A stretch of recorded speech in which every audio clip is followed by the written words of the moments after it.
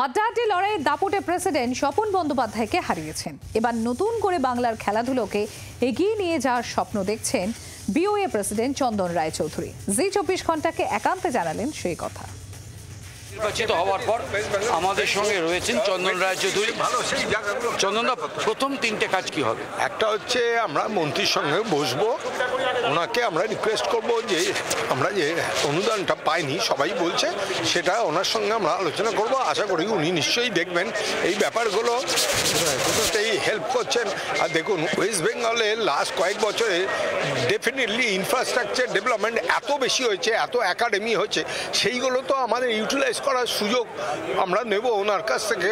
আশা করি উনি হেল্প করেন, সবসময় করেন উনি। আশা করি এবার একটা ভালো টিম হয়েছে, সেই টিমকে সহযোগিতা করবেন। এই নির্বাচনে একটা বড় ফ্যাক্টর ছিল বেঙ্গল অলিম্পিক অ্যাসোসিয়েশনের শতবর্ষ। সেই শতবর্ষে কিন্তু শতবর্ষের মতো ভারতবর্ষের অলিম্পিক ইতিহাসে বেঙ্গল অলিম্পিক অ্যাসোসিয়েশনের একটা বড় ভূমিকা ছিল, সেটা হয়নি। সে ব্যাপারে কি কোনো চিন্তা ভাবনা আছে? যে যদি যেটা হয়নি সেটা নিয়ে তো আর কিছু করা যাবে না।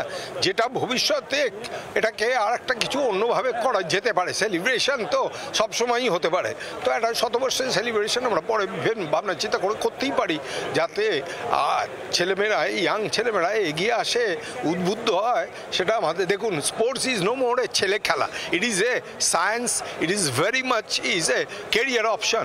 আমাদের চিফ মিনিস্টার এত টাকা খরচা করছেন, আমাদের স্পোর্টস মিনিস্টার এত এনার্জি নিয়ে দেখছেন এই ব্যাপারগুলো। তো আমরা মনে করছি যে এই টিমটা যেটা হয়েছে, টিমটা একটা সহমত টিম হয়েছে। আমরা এই প্যানেল করেছিলাম, আমাদের প্যানেলটা পুরো জিতেছে।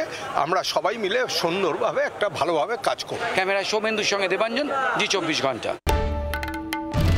বাংলার আওয়াজ, বাঙালির আবেগ, জি 24 ঘন্টা।